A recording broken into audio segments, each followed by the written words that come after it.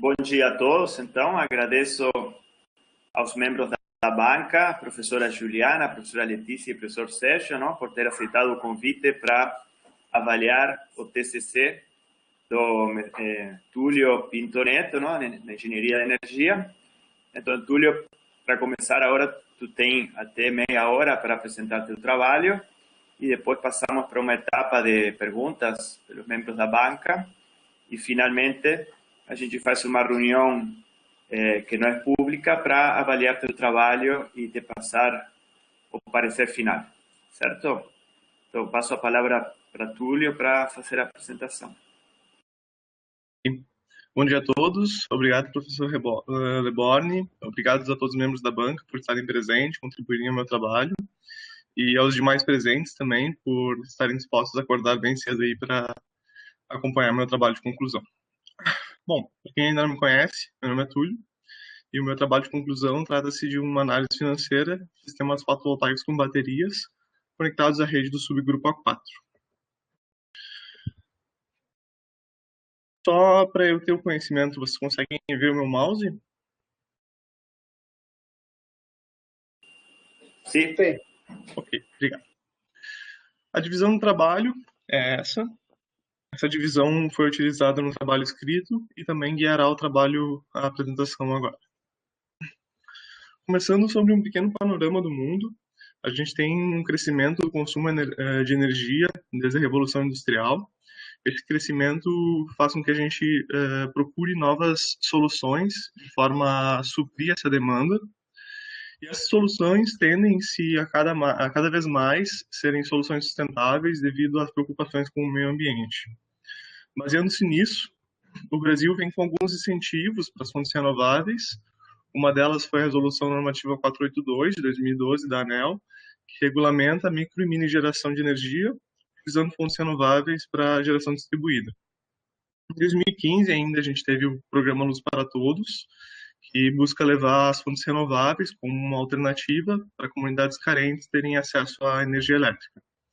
Em especial, a 482 possibilitou um crescimento da potência instalada de sistemas fotovoltaicos de quase 500%. Isso vem sido acompanhado de outros incentivos fiscais, como o convênio do ICMS, a diminuição no custo desses sistemas e outras normas técnicas que vêm para melhorar a qualidade dessas instalações. Em contraponto, entretanto, a ANEEL, no ano passado, publicou uma consulta pública desincentivando, de certa forma, a energia, diminuindo seus subsídios. A justificativa seria de que as fontes intermitentes estariam onerando os outros consumidores pela característica delas. Dessa forma, busca-se, então, soluções, de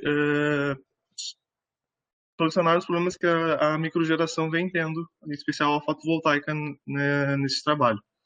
Os problemas são a disponibilidade devido às variações climáticas, bem como variações bruscas de potência em períodos nublados de até 80% em poucos segundos. As baterias vêm como um potencial solucionador para isso. Elas possuem uma vantagem no controle de seção de potência, já que a gente consegue controlar os momentos que nós vamos estar carregando essas baterias e, posteriormente, inserir essa energia na rede. Porém, elas possuem algumas desvantagens. Elas possuem preços ainda muito elevados, elas incluem perdas no sistema e possuem uma vida útil que não acompanha os restantes dos componentes, ao menos os painéis. O motivo pelo qual esse TCC aborda os consumidores de média tensão é porque sistemas fotovoltaicos em média tensão possuem uma menor rentabilidade, devido aos custos, a tarifa de fora-ponta ser bem inferior com relação a clientes de baixa tensão. Já as baterias, elas possuem uma maior rentabilidade, devido às diferenças entre o período fora-ponta e o período ponta. Essa taxa proporciona que a bateria tenha uma rentabilidade maior. Sobre a literatura na utilização de sistemas fotovoltaicos, 7 estudos que foram utilizados como base para este trabalho possuem algum tipo de justificativa na questão de reajuste de tarifa. Eles utilizam algum tipo de método para prever a tarifa no futuro e justificam como é feito esse método. Percebe-se que muitos dos autores acabam por não utilizar. Então, decidiu dar-se um enfoque nesse estudo de utilização de um método de reajuste de tarifa. Entre os autores que utilizaram e justificaram esse reajuste, no gráfico o segundo gráfico mostra o segundo trabalho, um reajuste de 4,1%, que foi baseado na inflação projetada pelo Banco Central para os próximos anos. Dessa forma, os objetivos desse trabalho tratam-se de definir um modelo de previsão da tarifa de energia elétrica, avaliar a viabilidade financeira desses sistemas nas unidades consumidoras de média tensão, avaliar como vai ser a rentabilidade em mais de um tipo de consumidor, entre o sazonal azul e verde, com as variações de ICMS respectivo ao tipo de consumidor, se ele é comercial ou industrial, que possui 12% ou 30% de ICMS, e definiu os impactos dos indicadores nos resultados financeiros da análise, ou seja, variar a tarifa, o desempenho do sistema e verificar como isso impacta na análise financeira. A revisão bibliográfica desse trabalho mostra alguns estudos, entre os quais eu destaco os azul escuro, que são estudos que não possuíram viabilidade financeira. Os em azul claro possuíram viabilidade financeira e o em verde a viabilidade financeira estava condicionada ao local de implementação por conta das variações de tarifa ou variações de radiação em locais diferentes. Essa é a principal organização da metodologia. Esse programa descreve bem como foi toda a metodologia do trabalho. Começou-se por um modelo de fluxo de caixa. Foi então definido os indicadores iniciais e quais são as premissas desse trabalho. Determinou como seria feito os reajustes. Avaliou-se e definiu-se como seria o reajuste da tarifa para os anos seguintes. Por fim, determinou-se como seria a operação do sistema de forma a viabilizar a metodologia composta nesse trabalho.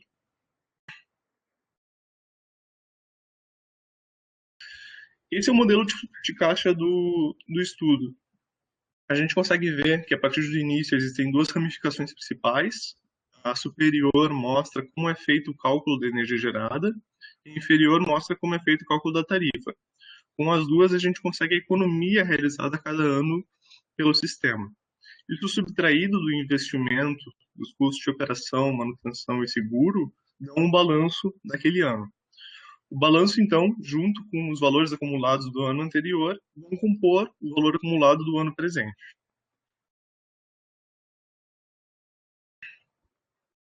Quanto aos indicadores iniciais, o sistema possui um rendimento inicial devido ao estresse causado pelo transporte e instalação dos painéis.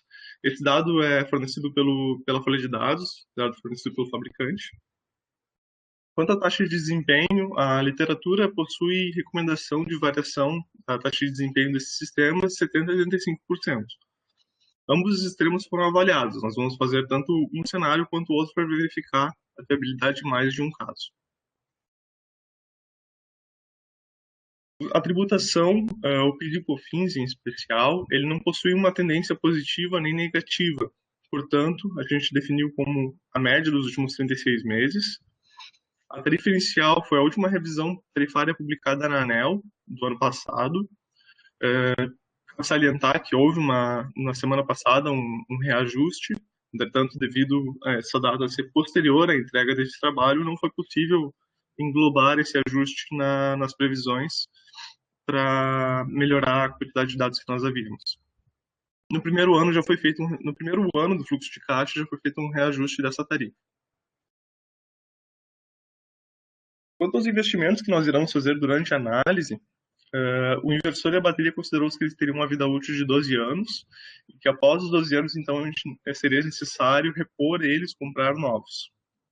O horizonte de análise, de forma a ser simplificado, uma vez que 2 vezes a quantidade do inversor ou da bateria da vida útil é 24 anos, a gente foi definido como 24 anos mesmo. O reajuste dos indicadores, a degradação dos módulos é um dado fornecido pelo fabricante, possui garantia linear.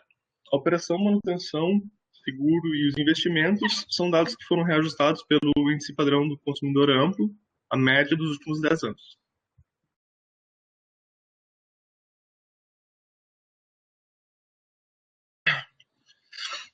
Quanto às formas de reajustar a tarifa, uma possível é definir-se como IPCA.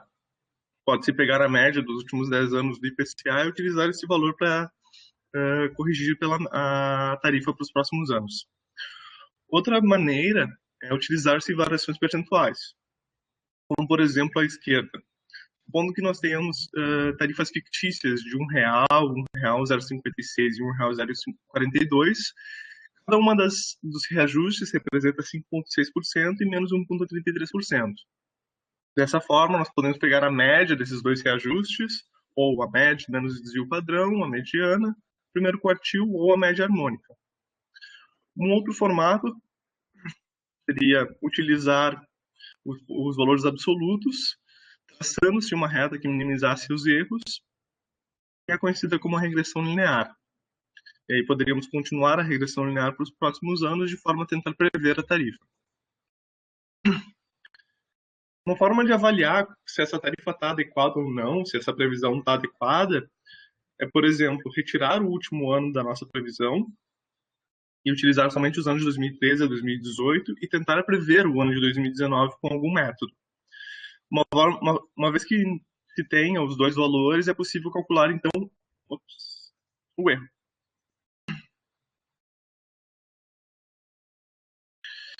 O erro vai ser, então, a tarifa prevista sobre a tarifa homologada, menos 1. E o erro médio absoluto vai olhar para todos os erros de cada componente tarifária, tirando-se a média absoluta desses erros. Aqui fica um pouco mais claro como vai ser feita a operação do sistema ao longo do dia. São valores de exemplo apenas, eles não constituem o valor real da carga. A gente tem, então, uma variação da carga ao longo do período fora conta.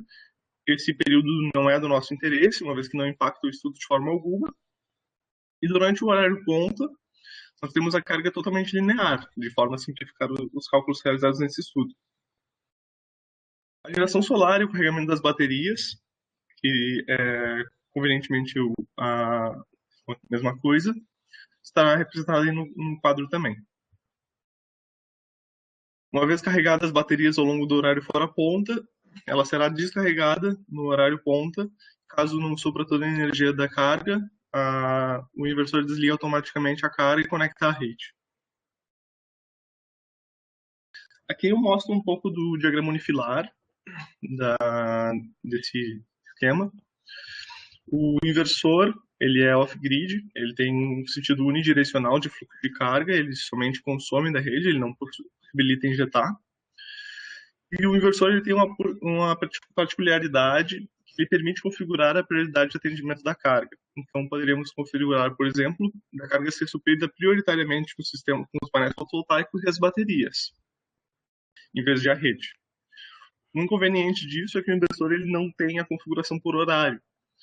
Então, se fosse configurado dessa forma, o inversor estaria suprindo a carga com a energia dos painéis fotovoltaicos no período fora ponta também.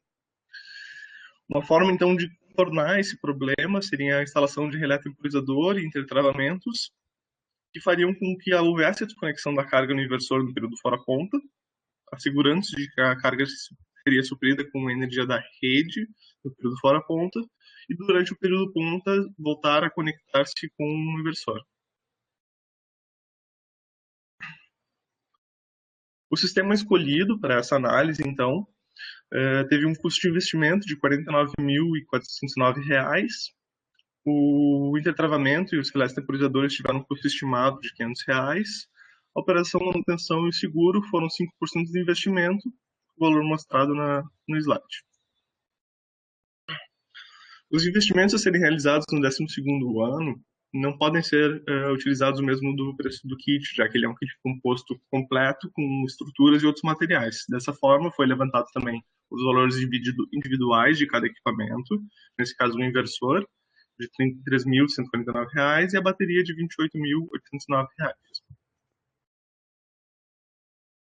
Os indicadores iniciais levantados, então, o rendimento inicial a partir da folha de dados, 97,5% dos painéis, de COFINS, a média dos últimos 36 meses de 4,51%, e a irradiação dada em horas sol pleno, média mensal, conforme os dados solares de Porto Alegre.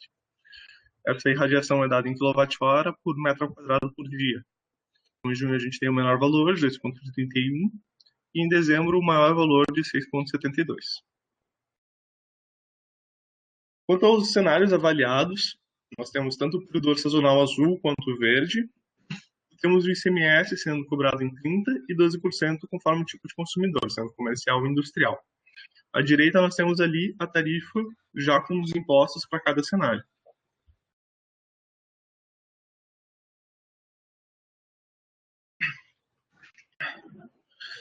Os painéis têm uma degradação linear a cada ano, dado também fornecido pelo fabricante. Essa degradação é de 0,7% e vai decair a energia no fluxo de caixa. A operação manutenção, seguros e investimentos possui um reajuste de 5,85% conforme a média dos últimos 10 anos do IPCA.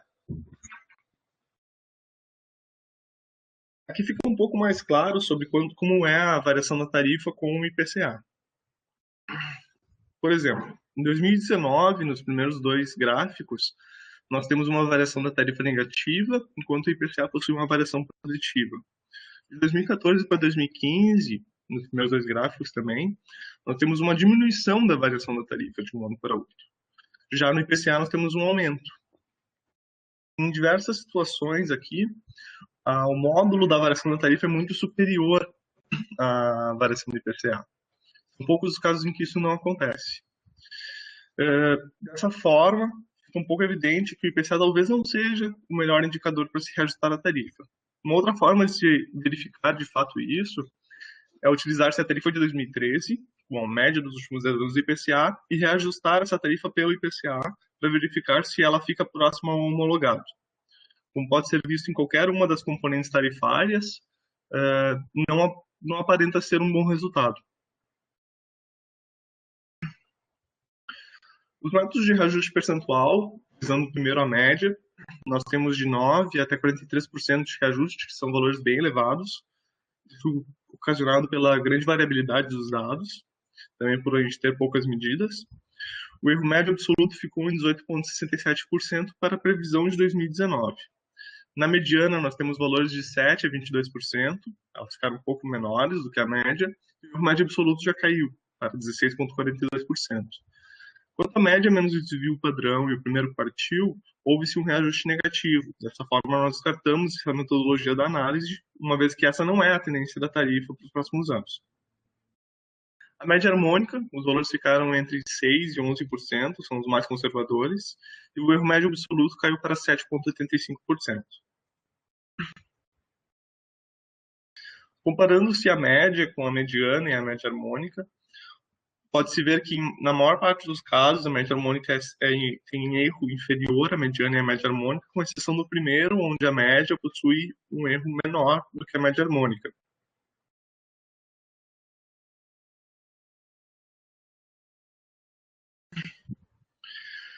Traçando-se, então, um gráfico utilizando a média harmônica e ainda comparando a mesma ao IPCA, pode-se ver que ela apresenta um cenário um pouco mais otimista com relação ao IPCA, mas não ultrapassando, na maior parte dos casos, os valores da tarifa homologado. Aqui nós pegamos os valores de 2013 a 2019 para definir a média harmônica e reajustamos a tarifa a partir de 2013 para os próximos valores. É importante aqui mostrar que o último gráfico, nós possuímos aqui um dado bem elevado em 2015, seguido de um reajuste negativo. Esse valor aqui foi considerado como um outlier, e nós decidimos tratar esse dado de forma a minimizar o efeito, uma vez que a curva não estaria sendo tão bem representada na média harmônica. Dois métodos, um deles é o de ponto médio, seria nós pegarmos literalmente os dados da tarifa de 2016 e 2014 e somarmos as duas e dividirmos por 2 de forma a ter um ponto médio. Então, com os dois reajustes, nós calculamos novamente a média harmônica e ela vai estar reajustando os valores desde 2013.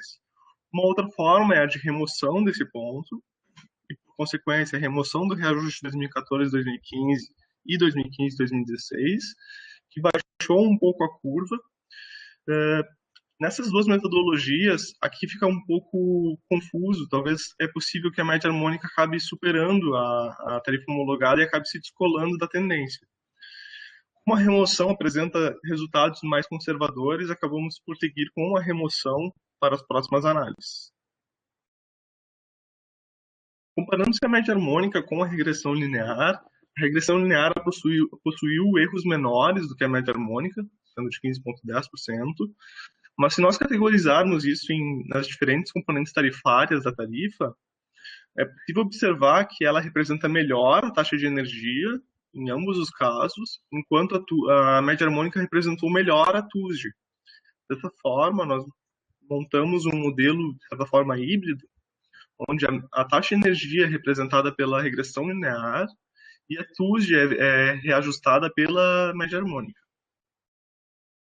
Com essa nova, então, projeção da tarifa, foram calculados os resultados da análise financeira e observou que no cenário mais positivo de taxa de desempenho de 85% e período sazonal verde de 30% de ICMS, nós tivemos um tempo de retorno de 5 anos e 11 meses. Para os próximos cenários, o tempo de retorno aumenta, bem como os indicadores financeiros diminuem, e no período sazonal azul, em qualquer um dos casos, não houve nenhum tipo de viabilidade financeira durante os 24 anos de análise. Portanto, acho que travou aqui para mim. Aí. Portanto, as conclusões são: os indicadores, como média e mediana, produzem tarifas menos precisas do que com outros métodos apresentados, a média harmônica, a regressão. O reajuste fica mais preciso se nós utilizarmos a média harmônica para TUSD e a regressão para a taxa de energia. Entretanto, se nós não reajustarmos a tarifa com nenhum tipo de método, isso pode acarretar por inviabilizar o estudo, então isso é uma preocupação que deve se ter. E a variação da tributação tem mais impacto nos resultados do que a própria variação do desempenho do sistema, de 85% a 70%. Como sugestão para trabalhos futuros, propõe-se então uma avaliação hora a hora do fluxo de carga do sistema, uma vez que isso pode impactar a vida útil das baterias e influenciar fortemente na análise, uma vez que ela tem um preço muito elevado na aquisição do kit. A utilização de modelos mais precisos do desempenho do sistema, uma vez que aqui foram utilizados cálculos relativamente simplificados e nós temos cenários de 70% e 85%. E a possibilidade de redução da demanda do horário de ponta como mais um benefício desses sistemas devido à utilização das baterias. Muito obrigado a todos, eu fico à disposição para dúvidas. A professora da letiva está lá, as subestações já estão lá. Tá, então tá bom. Tá certo. Parabéns. Parabéns, Túlio. Agora só comemorar e hoje, amanhã, já estou passando o conceito para sacagem, para colocar no sistema e tu e a professora Letícia vai acabar com essas burocracias. Assim que sexta-feira temos festa. Até então, muito obrigado a todos. Muito parabéns, obrigado a todos. Parabéns pela formatura, em breve, então, também. Um bom dia a todos, boa semana. Um bom dia a todos, muito obrigado. Tchau.